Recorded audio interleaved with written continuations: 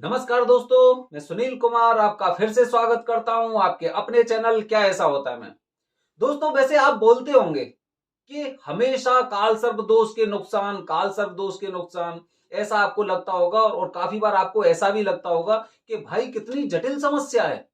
इतनी जटिल समस्या है कि जगह जगह कहीं पर भी हम इसके बारे में सुनते हैं या देखते हैं तो हमें इसके कारण परेशानी नजर आती है। लेकिन दोस्तों, आज मैं अपनी वीडियो के माध्यम से आपको बताने जा रहा हूं कि काल सर्प दोष के कुछ फायदे भी होते हैं। काल सर्प दोष के फायदे समझ के या सुन के आपको थोड़ी सी हंसी आ रही होगी कि भाई काल सर्प दोष के फायदे सुनिए, पूरा मेरा वीडियो सुनिए और आपको उसके फायदे भी नजर आएंगे।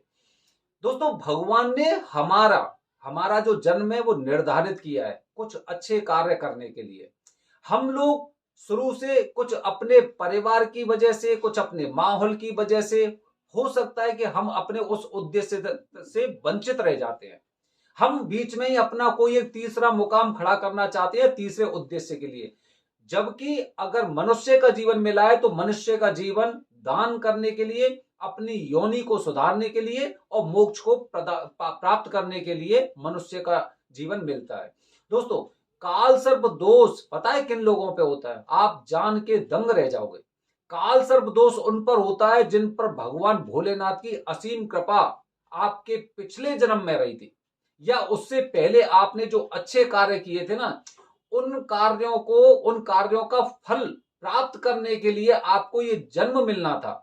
लेकिन क्या हुआ कि जब जन्म से पहले, जब आपकी उपस्थिति यहां पे जाहिर हो गई, जन्म से पहले की बात कर रहा हूं मैं, जो उपस्थिति आपकी इस पृथ्वी लोक में जाहिर हुई जन्म से पहले, वो दिन गलत था। वो दिन गलत था जिस समय आपकी उपस्थिति इस पृथ्वी में उपस्थित हुई, आप उपस्थित हुए।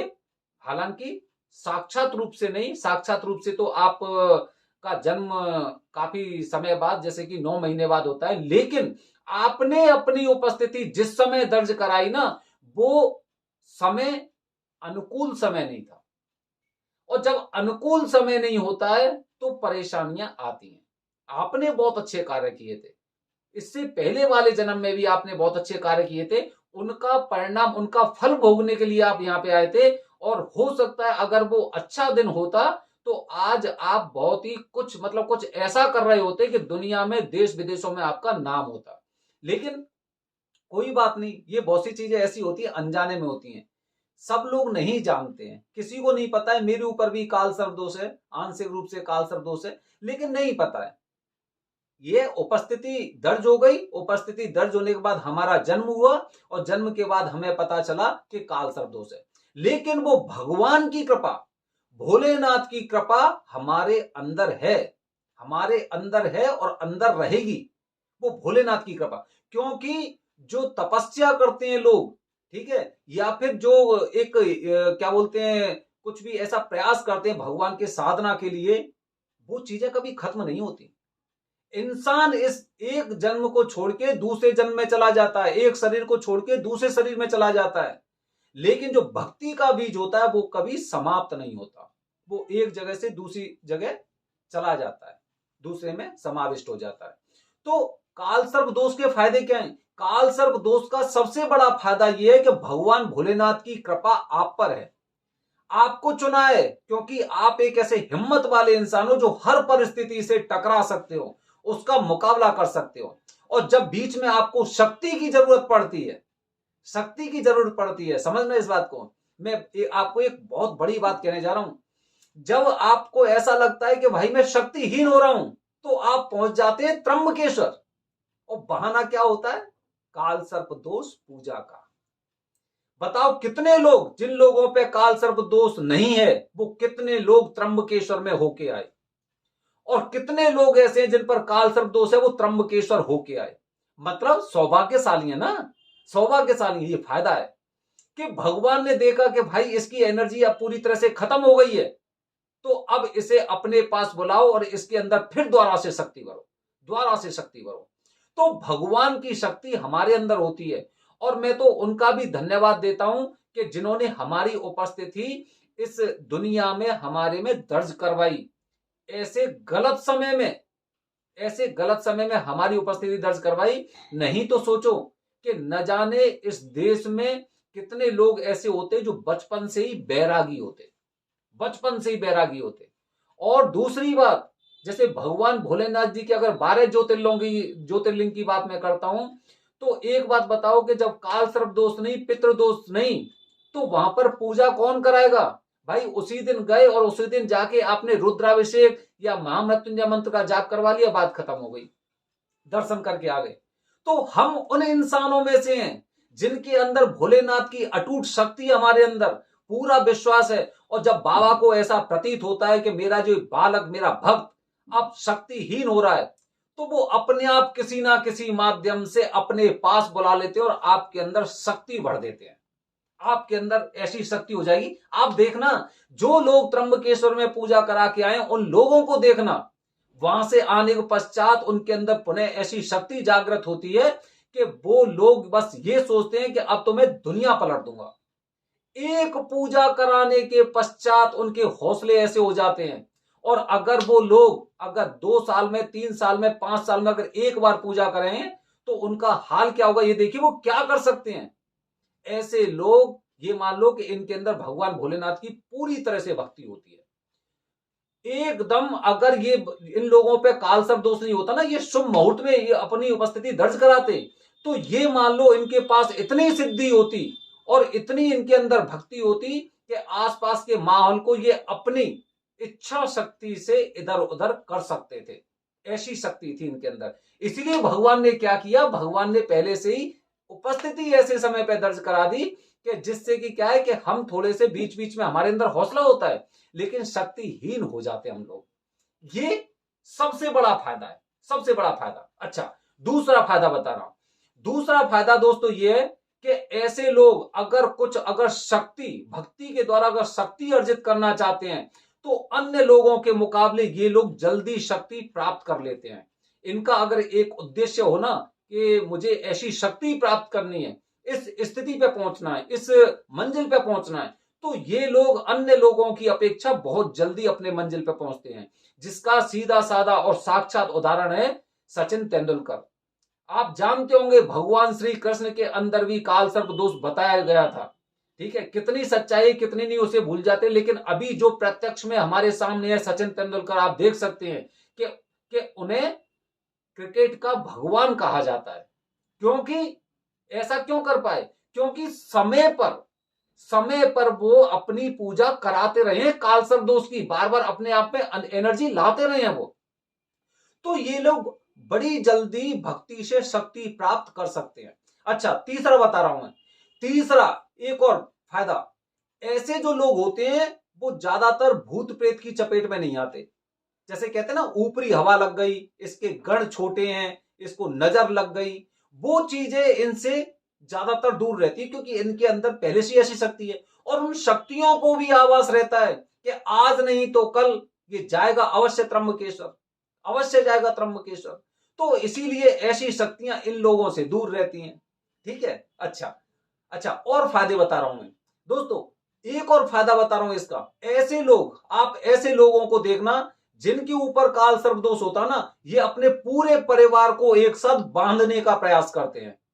जब घर परिवार का विघटन होता है ना, तो इन लोगों को बड़ी दिक्कत होती है, बड़ी पीड़ा होती है। ये चाहते हैं कि हम जितने भी भाई हैं, जितना बड़ा परिवार है, हम साथ साथ रहें।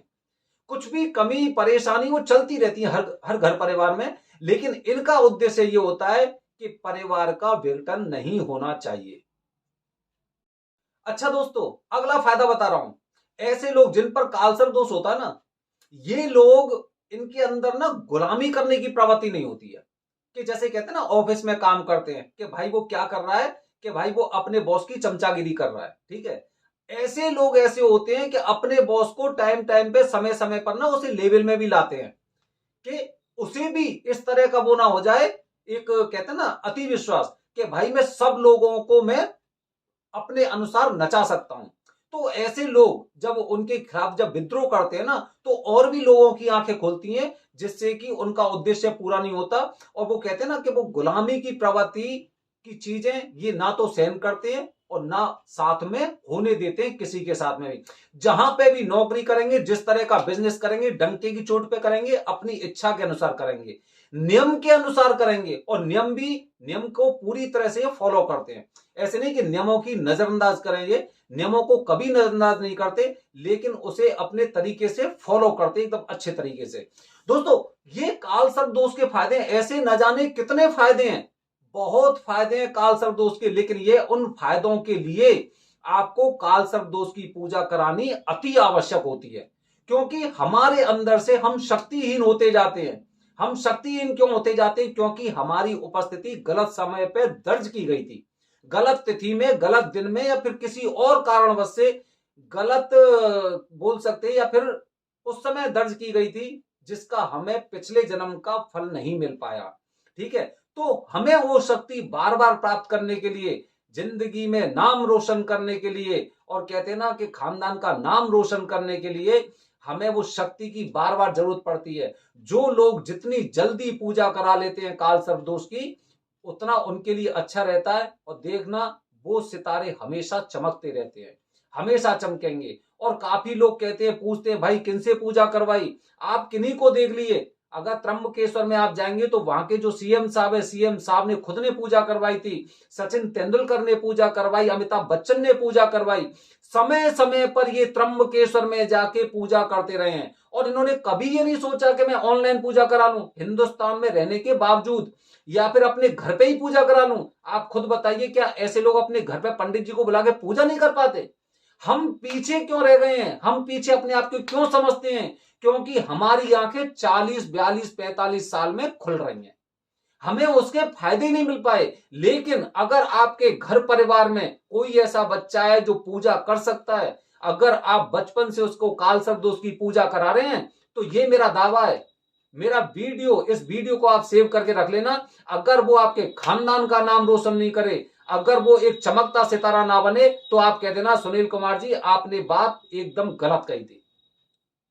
तो दोस्तों, ये होते हैं कालसर्प दोष के फायदे। उसके फायदे भी होते हैं, लेकिन फायदे को हमें फायदा बनाने के लिए, कालसर्प दोष के फायदे को फायदा बनाने के लिए हमें जो शक्ति प्राप्त करनी होती है वो त्र्यंबकेश्वर मिलती है, और उसकी हमें पूजा अवश्य करानी चाहिए। दोस्तों, इस तरह से मैंने आपको बताने का प्रयास किया है। ऐसे न जाने कितने फायदे हैं, मैंने नोट नहीं किया। मैं सोच रहा था आज कि आज पूरे फायदे इसके नोट कर लेता हूं, लेकिन नोट नहीं कर पाया क्योंकि थोड़ा सा मैं बिजी था। कुछ याद थे तो मैंने आपको बता दिए, जो मैंने महसूस किए, जो लोगों की जिंदगी में देखे, वो मैंने आपको बताए हैं। कभी अपने आप को ऐसा मत समझना कि मेरे ऊपर कालसर्प दोष है तो मैं पूरी तरह से कलंकित हूं, कभी नहीं। बल्कि मैं इस बात को मानता हूं, जिन लोगों पे कालसर्प दोष होता है वो ज्यादा अच्छे लोग होते हैं, कि कम से कम भगवान के दर्शन करने वो किसी बहाने से जा रहे हैं। चाहे वो दोष की वजह से जा रहे हैं कि मेरे ऊपर कालसर्प दोष है, या किसी और कारणवश जा रहे हैं, लेकिन भगवान से ऐसे लोग बहुत ज्यादा जुड़े रहते हैं। हालांकि लोग बोलते हैं कि भाई मेरे मन में तो भगवान है, तो ऐसे लोगों की तो मैं बात ही नहीं करता, क्योंकि ये तो ना तर्कहीन बातें होती हैं। बने रहिए हमारे चैनल के साथ दोस्तों। धन्यवाद। जय हिंद, जय भारत, हर हर महादेव।